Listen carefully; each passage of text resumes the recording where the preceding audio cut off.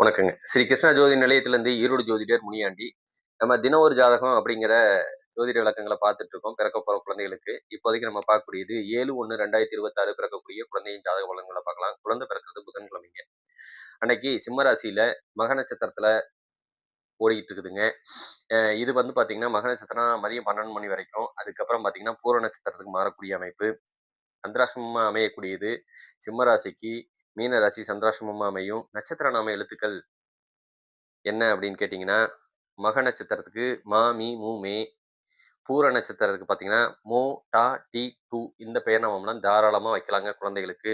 திதின்னு பார்த்தோம்னா பஞ்சமி திதியும், யோகம் பார்த்தீங்கன்னா ஆயுஷ்மான் யோகமும், கரணம் பார்த்தீங்கன்னா கௌளவ கரணமும், ஆட்சி, உச்சம், நீச்ச கிரகங்கள் எதுவும் இல்ல.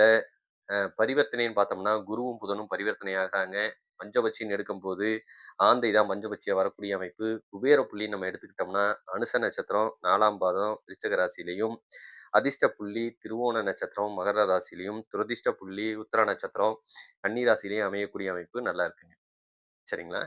இப்ப ஓடிட்டு இருக்க தசாபுத்தி என்ன? மக நட்சத்திரத்துக்கு பார்த்தீங்கன்னா, கேதுவோட சாரம் வரும். கேது பார்த்தீங்கன்னா, ஒரு 1 வருஷம் வரைக்கும் இருக்கலாம். அதனால அது பிரச்சனை கிடையாதுங்க.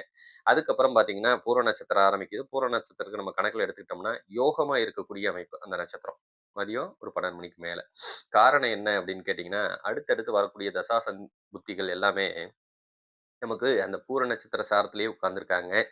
அ பூராட நட்சத்திரம் அதாவது சுக்கிரனோட சாரம்னு வச்சுக்கங்களேன். சுக்கிரனோட சாரத்திலேயே உட்கார்ந்துருக்காங்க. ஏன்னா சுக்கிர தசை 20 வருஷம், சூரிய தசை ஒரு 6 வருஷம், சந்திர தசை ஒரு 10 வருஷம்.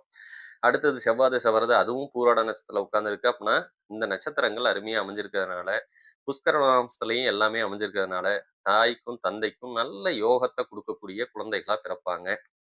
சரிங்களா? மதியம் 12 மணிக்கு மேல பிறந்தாலும் சரி, அடுத்த நாள் மதியம் 12 மணி வரைக்கும் இந்த யோகம் இருக்கிற காரணத்தினால, அதுல பிறக்கிற குழந்தைகள் நல்ல யோகத்துல இருக்கு அப்படிங்கிறத நம்ம எடுத்துக்கலாம். சரிங்களா? இது கடன், நோய், வம்பு வழக்கு பிரச்சனையிலேருந்து தாயும், தந்தையும் விலக்கி குடுக்கும். சந்தோஷத்தையும், மகிழ்ச்சியையும் அதிகமா குடுக்கக்கூடிய அமைப்பு. இதே இது. 2 லக்னங்கள் பாதிக்கப்படுறாங்க. என்னன்னு பார்த்தீங்கன்னா, சுக்கிரனுக்கு யாரு பாதகம்? குரு பகவான். அப்பன்னா தனுசு ராசியும், மீன ராசியும் தனுசு லக்னம், மீன லக்னம். இந்த 2 லக்னம் மட்டும் கொஞ்சம் பாதிக்கப்படுங்க. கொஞ்சம் அதுல குழந்தைகளை எடுக்காம இருக்கிறது சிறப்புங்க. சரிங்களா? ஆப்பரேஷன் பண்ணி. சுகப்பிரசவமா பிறந்துட்டாங்க அப்படின்னு சொன்னா, தாய்க்கும், தந்தைக்கும் போட்டு வாட்டி வதக்கி எடுத்துருங்க. இதோட முழு வீடியோவும் நம்ம போட்டிருக்கிறோம். போய் அதையும் பாருங்க. உங்களுக்கு வேணுங்கிற தகவல் கிடைக்கும். அத ஃபுல்லா எக்ஸ்ப்ளைன் பண்ணியிருக்கிறேன். சப்ஸ்கிரைப் பண்ணாதவங்க சப்ஸ்கிரைப் பண்ணுங்க. உங்களுக்கு வேணுங்கிற தகவல் கிடைக்கும்.